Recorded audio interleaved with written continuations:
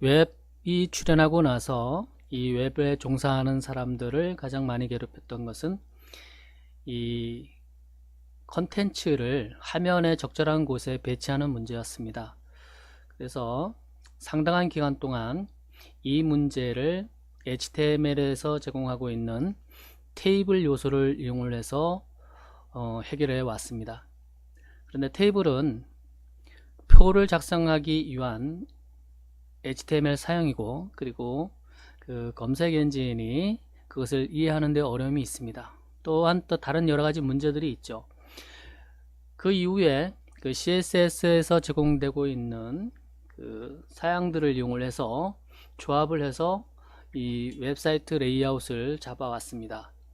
포지션이 대표적인 것이고요. 그 다음에 마진이나 패딩, 그 다음에 그 플롯을 이용을 해서 그 이 화면의 특정한 위치에 컨텐츠를 배치하거나 이러한 일들을 해왔습니다.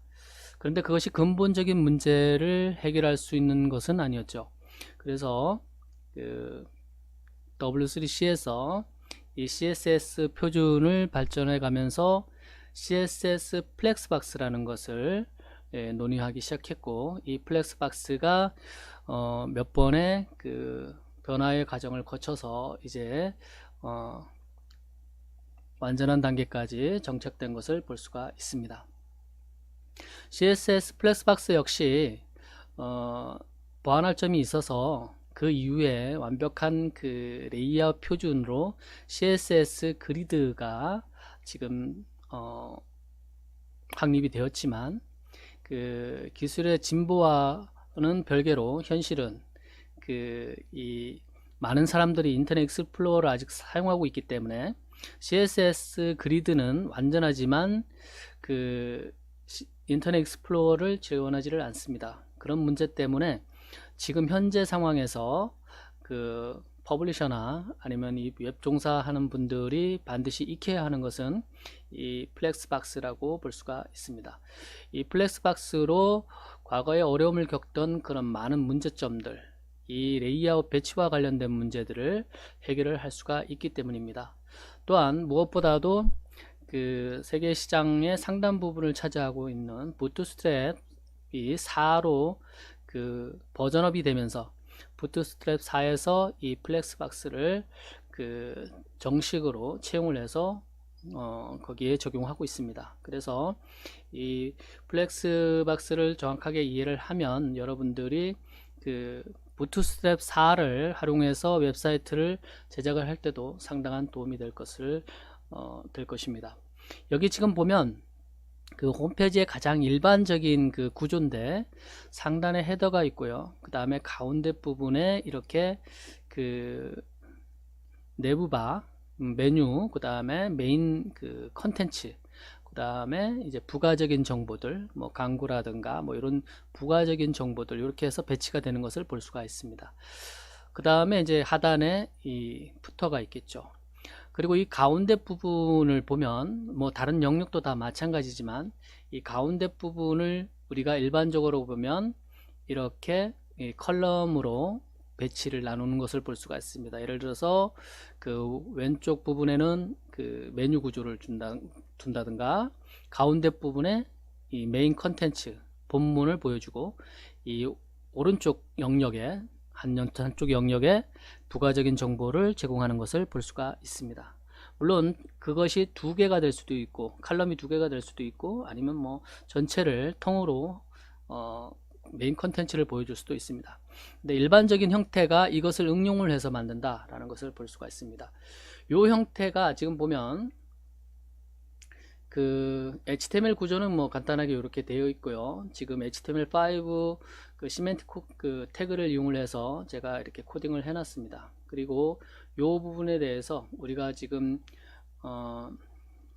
HTML 부분은 일단은 이렇게 됐다라는 것을 이해를 하시고, 그 다음에 이 부분을 우리가 이제 그 교육을 위해서 보더라든가 배경 컬러라든가 이런 것들을 제가 임의로 CSS로 코딩을 해놨고요.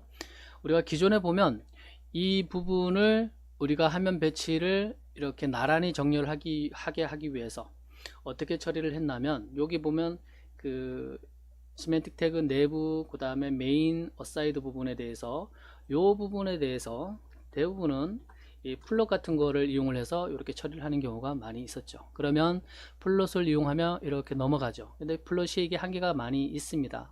그 활용하기도 좀 어려운 점이, 이해하기도 어려운 점이 있고, 이렇게 했을 경우에 클리어 시키지 않으면 이 푸터도 같이 따라서 올라가는 경우가 있기 때문에 이런 부분에 대해서 그 정확하게 이해를 해야만 그 되는 것을 볼 수가 있습니다. 그래서 뭐 예를 들어서 뭐 이렇게 한다든가, 이렇게 이제 부가적인 처리를 해줘야 그 정상적으로 되는 것을 볼 수가 있습니다. 이렇게 해도 뭔가 문제가 발생을 할 수가 있습니다.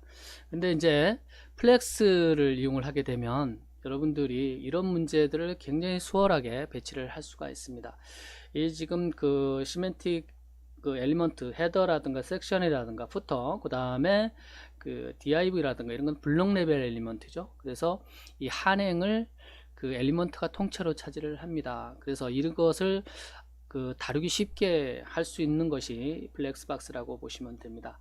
지금 여기에 보면 그 이 부분, 요 부분 내부와 컨텐트와 어사이드 부분을 그 이 HTML 태그를 보면 이 섹션으로 감싼 것을 볼 수가 있습니다. 이 섹션 안에 이 내부와 메인과 어사이드가 있죠. 그래서 이 섹션 부분을 지금 보면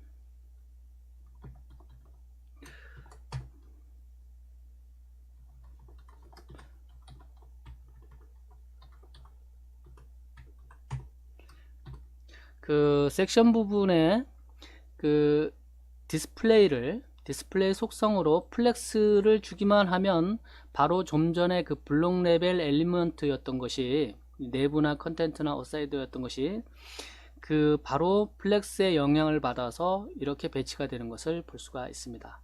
이 플렉스를 이용을 하게 되면 이것을 자유자재로 그동안에 엘리먼트를 다루는데 어려움이 있던 부분들을 자유자재로 여러분들이 다룰 수가 있습니다.